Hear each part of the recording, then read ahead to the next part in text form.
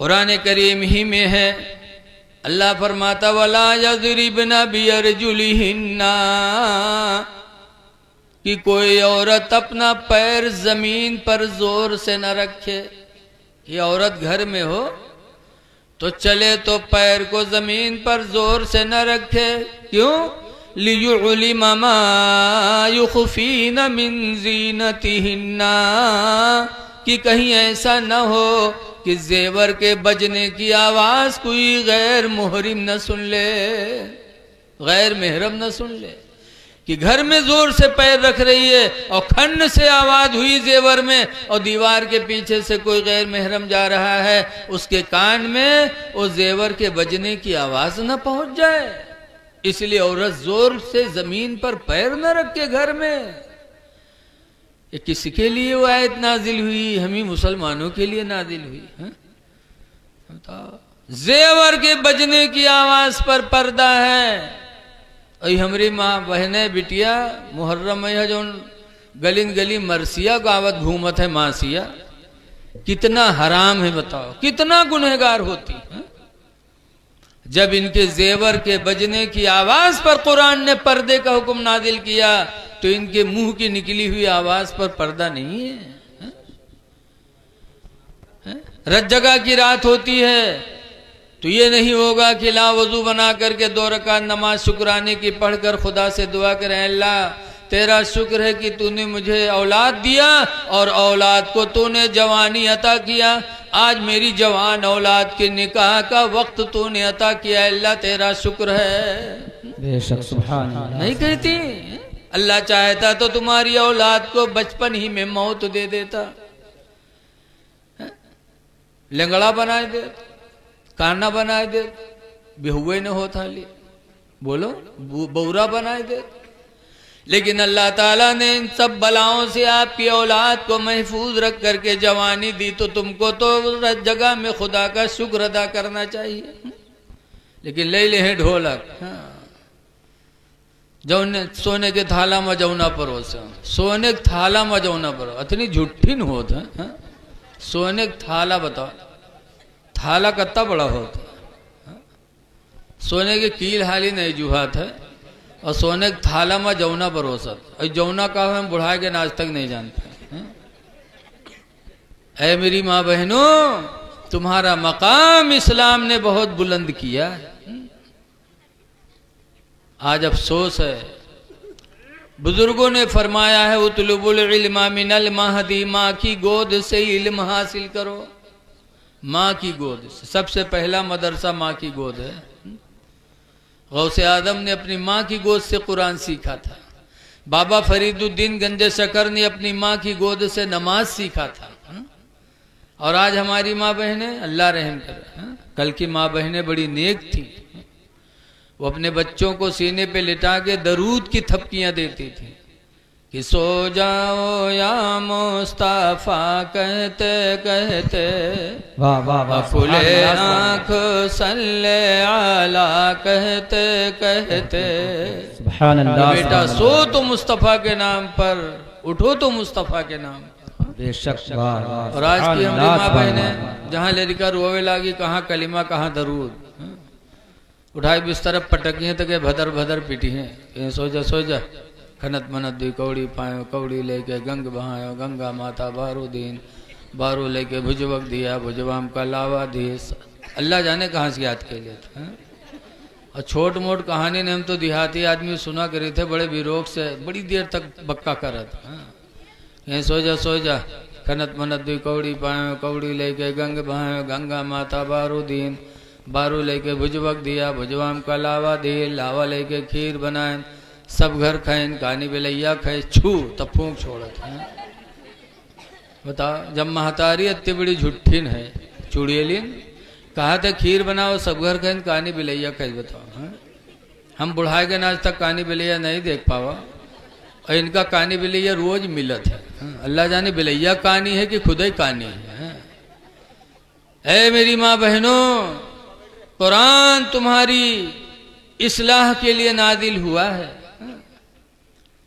آج ہم جھوٹ بولتے ہیں اور قرآن بھی پڑھتے، مسلمان بھی کہتے کہ ہم مسلمان ہیں، جھوٹ بھی بولتے۔ اللہ تعالیٰ قرآن میں فرماتا ہے یا ایھا الذین آمنوا اتقوا اللہ، اے ایمان والو اللہ سے ڈرو، وقولوا قولا سدیدا، اور اچھی بولیاں بولا کرو، درست بولی بولو، اور جب اچھی بولی بولو گے نا تو یصلح لکم اعمالکم، تو اللہ تمہارے عملوں کو اچھا کر دے گا، وَيَغْفِرْ لَكُمْ ذُنُوبَكُمْ، اور اللہ تعالیٰ تمہارے گناہوں کو معاف فرما دے گا۔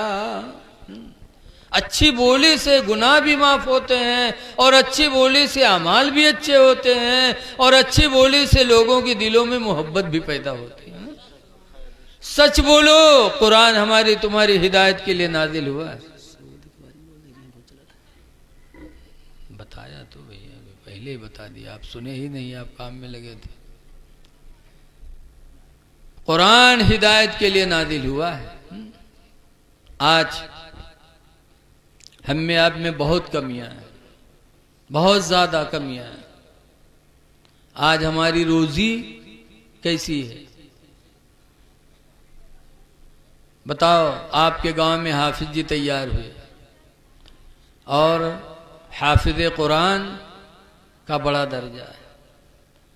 حدیث پاک میں من قرأ القرآن وعمل بما فیہ، جس نے قرآن پڑھا اور اس پر عمل کیا، البس والداہ تاجا یوم القیامہ، تو قیامت کے دن اس کے ماں باپ جنتی تاج پہنائے جائیں گے۔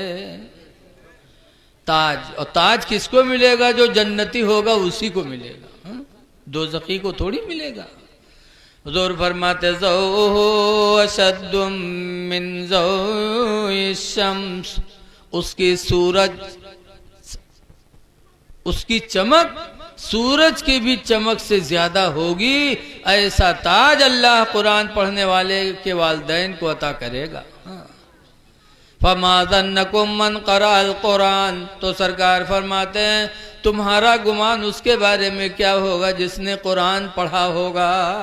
جب قرآن پڑھنے والے کے والدین کو اللہ یہ مقام دے گا تو پڑھنے والے کو کتنا بڑا مقام عطا فرمائے گا۔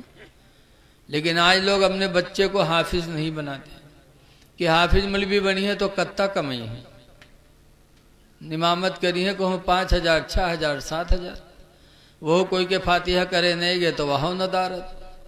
آج کا جکے کہوں نتیپن نہیں چلتے، مسجد کے امام پر نتیپن چلت، جو آئے گا وہ مسجد کے امام پر اپنا غصہ دکھائے گا۔ اے لوگو، ان پر غصہ ظاہر نہ کرو۔ آج ہم لوگ کیوں ذلیل ہو رہے ہیں؟ اس لیے کہ ہم نے اپنے رہنما کی عزت چھوڑی تو ہم بے عزت ہو گئے۔ عزت کرو گے تو عزت پاؤ گے۔ آج نماز بھی پڑھتے امام کے پیچھے اور امام کی توہین بھی کرتے، امام کے پیچھے نماز پڑھتے امام کو ذلیل کر رہے ہو۔ امام کی عزت کرو۔ قرآن کریم میں حدیث پاک میں حضور فرماتے الامام ضامن، امام تمہاری نمازوں کا ذمہ دار ہے، والمؤذن مؤتمن، اور اذان دینے والا تمہاری نمازوں کا امین ہے۔ اگر اذان وقت نہ ہو دے دے اور تم تو جو نہیں ہوئی گا ہو جاؤ پڑھ لو، تو جب وقت نہ ہوئی تو نماز ہو جائے گی۔ وقت کا ہونا شرط ہے، اس لیے مؤذن تمہاری نمازوں کا امین ہے اور امام تمہاری نمازوں کا ذمہ دار ہے۔ پھر جو تمہاری نمازوں کا ذمہ دار ہو اس کی توہین کرو۔ مدرسے میں مدرس ہے تو مدرس کی آپ عزت نہیں کرتے، آپ سوچتے ہو کہ ہمارے 50 بیگھہ زمین، ہم زمیندار آدمی ہیں، مولوی صاحب آویں ہمارے لڑکا کے تیل لگاویں۔ ارے تو کم سے کم تاریخ سنو۔ بغداد شریف ہے، وہاں کے ایک بادشاہ تھے ہارون رشید، بادشاہ تھے، ان کے 2 لڑکے تھے، 2 کا نام تھا امین اور مامون۔ امام محمد کا مدرسہ چل رہا تھا بغداد میں، تو بادشاہ نے امام محمد کو بلوایا ہے، کہا میرے 2 لڑکے ہیں، لڑکوں کو یہاں آ کر کے دربار میں پڑھا دیا کرو۔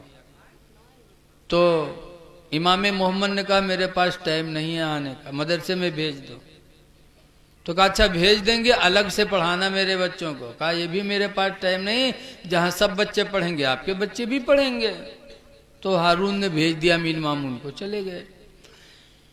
ایک ہفتہ گزرا، نہیں 15 دن گزرا، تو ہارون بادشاہ نے سوچا کہ جائیں دیکھیں میرے بچے پڑھتے ہیں کہ کھیلتے ہیں۔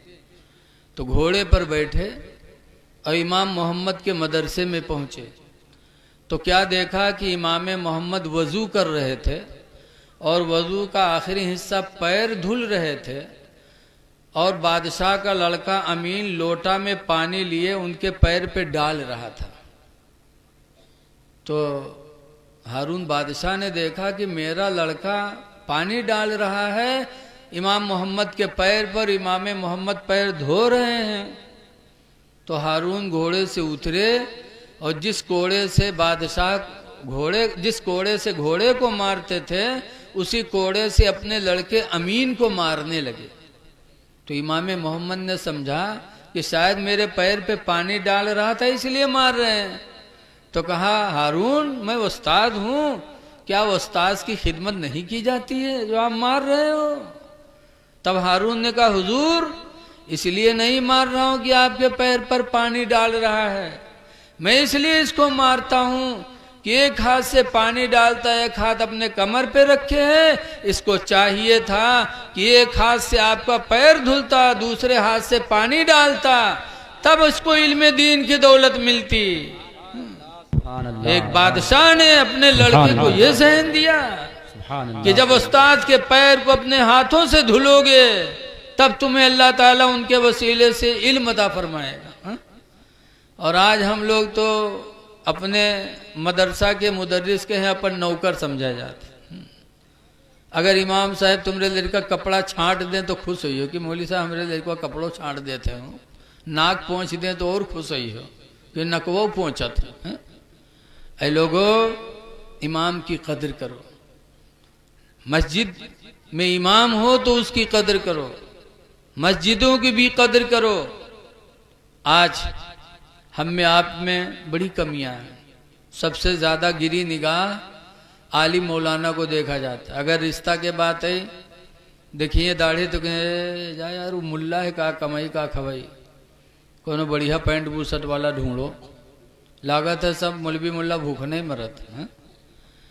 حدیث پاک میں حضور فرماتے ہیں العلماء بہم یمترون و بہم یرزقون، علماء کرام ہی کے وسیلے سے بارش بھی ہوتی ہے اور علماء کرام ہی کے وسیلے سے اللہ روزی بھی عطا فرماتا ہے۔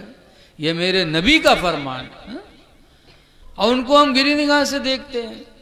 یاد رکھو اللہ کا وعدہ ہے وَمَا مِن دَابَّةٍ إِلَّا عَلَى اللَّهِ رِزْقُهَا، زمین پر کوئی رینگنے والا جانور ایسا نہیں ہے مگر اللہ نے اس کی روزی کا ذمہ لے لیا ہے۔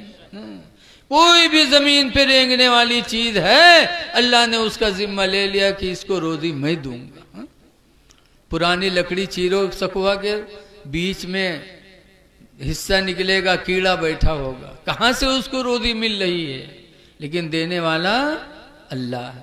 اس لیے ہمیں اللہ کی ذات پہ بھروسہ کرنا چاہیے، سچ بولنا چاہیے، حلال روزی کھانا چاہیے، کسی کے مال کی طرف نگاہ نہیں ڈالنا چاہیے، اور اگر کوئی بڑھ رہا ہے تو ہمیں دیکھ کر خوشی ہونا چاہیے۔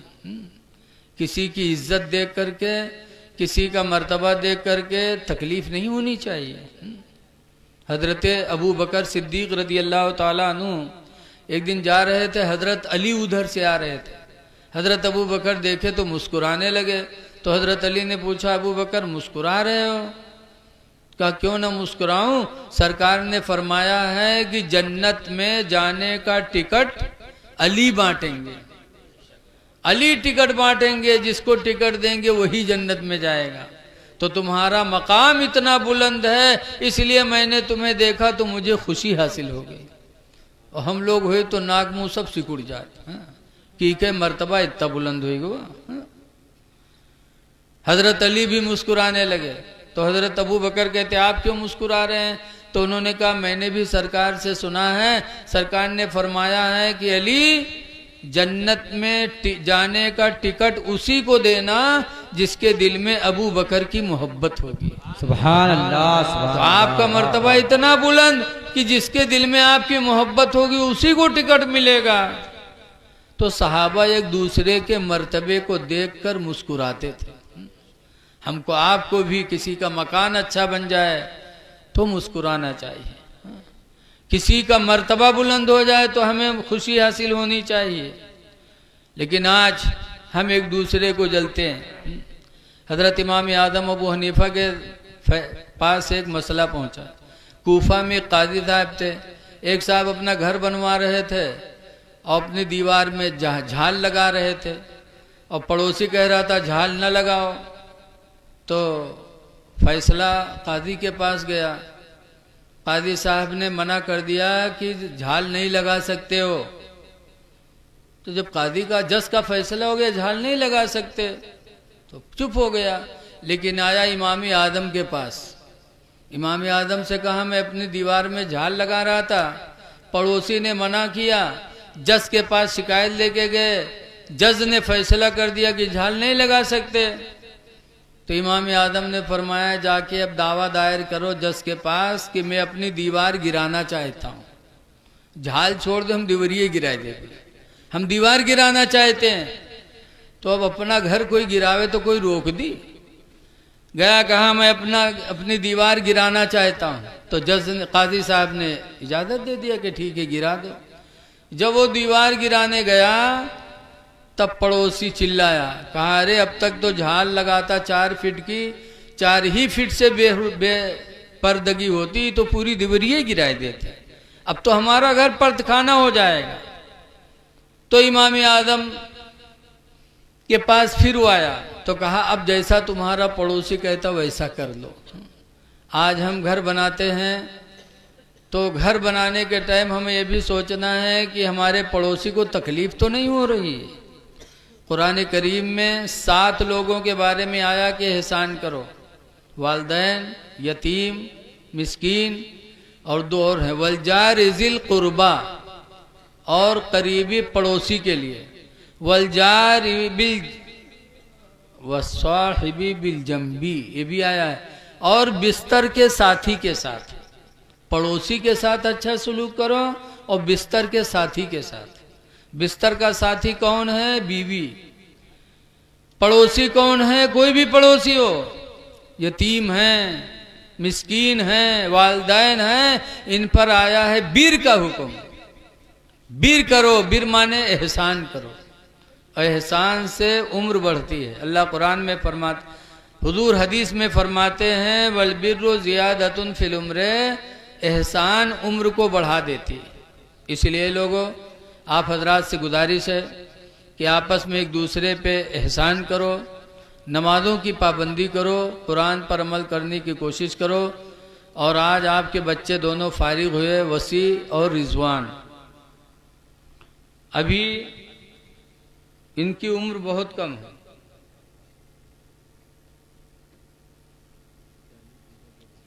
ابھی ان کی عمر بہت کم ہے،